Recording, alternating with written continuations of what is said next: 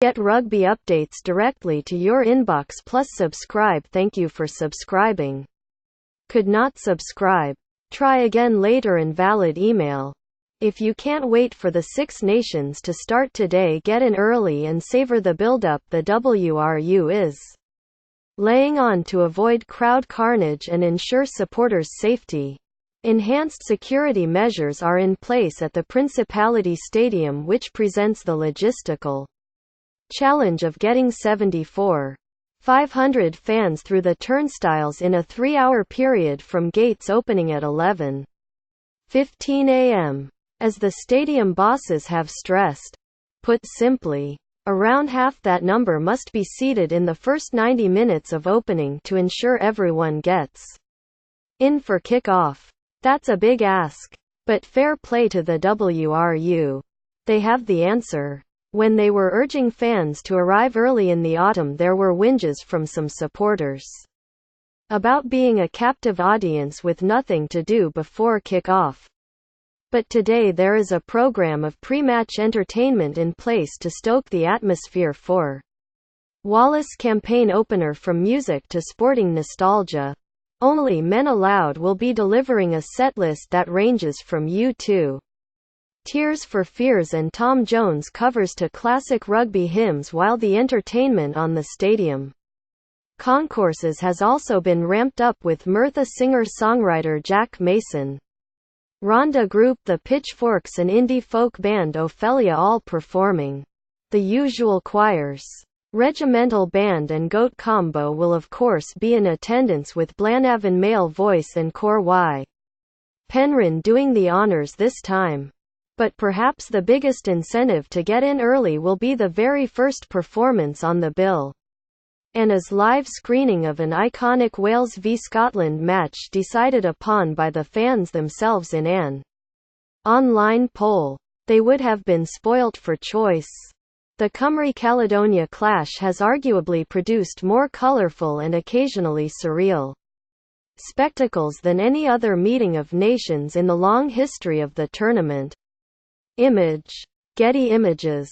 We've had bizarre records like the 111 lineouts of 1963, which spawned not only a change in the kicking directly to touch law but created the legendary joke about Clive Rowlands never passing anything, not even the salt. The 2013 contest in Murrayfield saw a record penalty count of 18, but the most memorable kicking performance produced by the meeting of Three Feathers and Thistle has to be Paul Thorburn's mighty 70-yard 8.5-inch hoof in 1986. That kick alone almost led to me having an American football career, said the big-booted fullback. Max Boyce reckoned the ball soared so far it was picked up by NASA.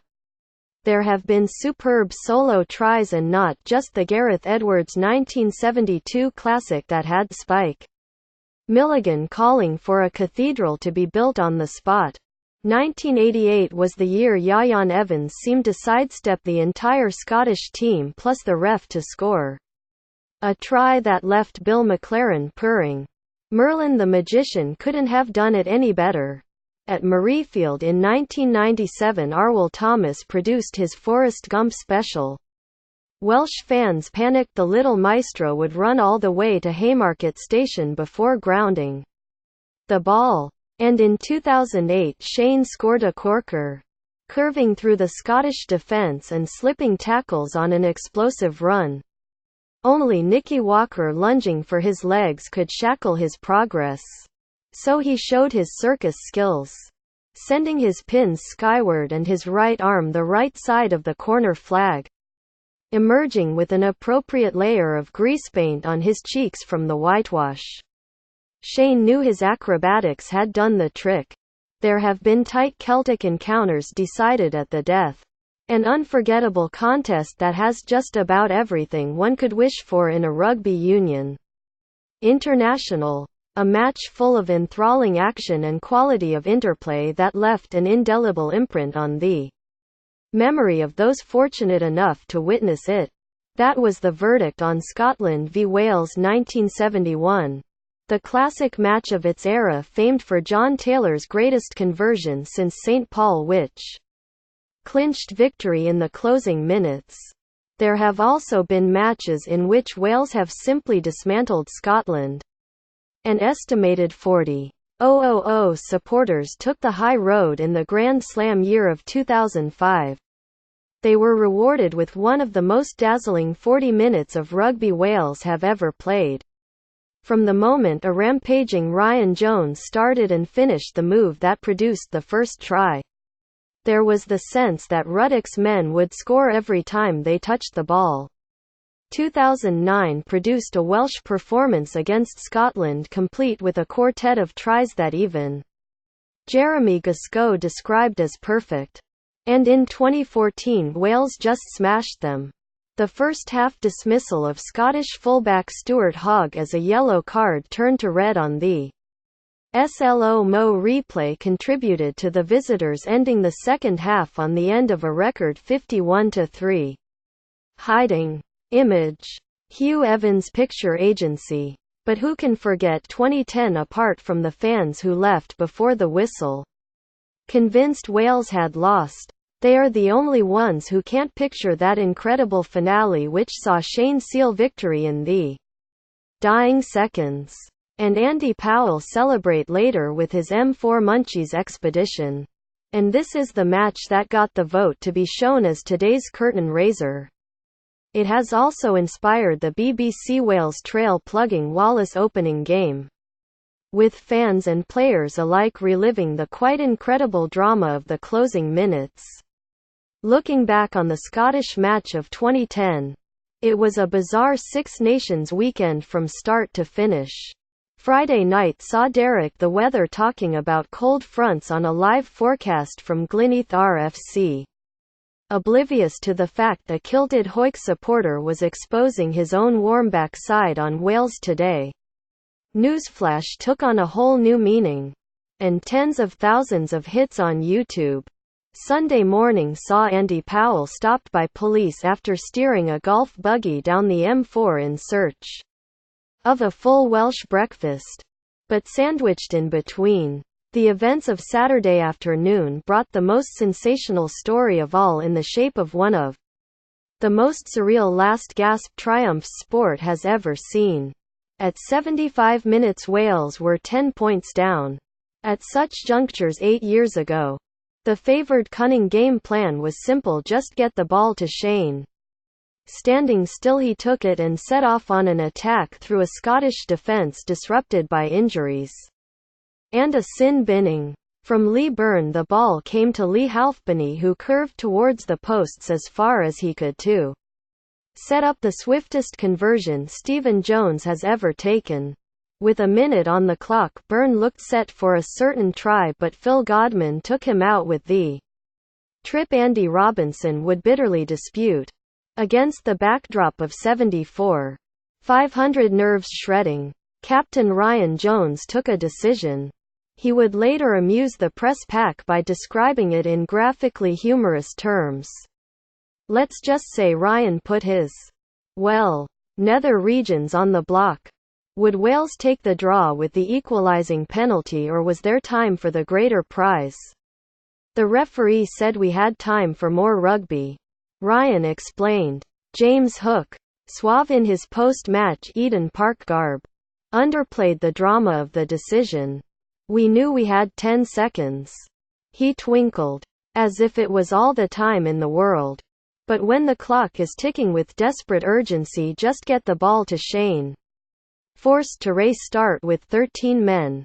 An overwhelming red wave of attack washed over Scotland.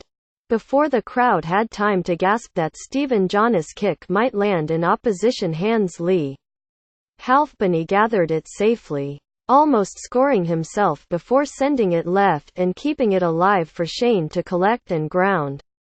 With a triumphant arm raised to the open sky, some fans were so sure Wales could not come back they had exited early, depriving themselves of one of the greatest experiences in Welsh rugby history. Those who remained streamed up the aisles smiling and shaking their heads at the wonder of it all. Through fans, coaches and players there was a sense of privilege that we had shared in such an astounding sporting experience. Spanning agony and ecstasy. Emotions ran high on both sides. Close to tears. Andy Robinson's voice almost broke as he ended his interview, urging the Scottish nation to take pride in their players. Gatland described it as one of the most amazing games I've ever been involved in as a player and a coach, while his captain joked, "Anymore like that and it'll be as grey as Warren and as bald as Sean." Fortune favours the brave, smiled Alan Wynne-Jones when asked for his reflections on the extraordinary turnaround. He expanded on the excitement of having a direct role rather than watching from the wings. "We're all fans. That's how we start. It would be great to be on the outside looking in, but to be on the inside is the best place of all."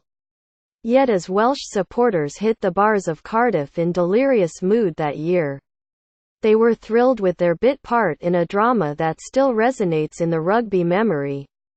Alex Todd Jones, a 26-year-old teacher from Pentre, Rhondda, described how the climax of the game had a bigger meaning.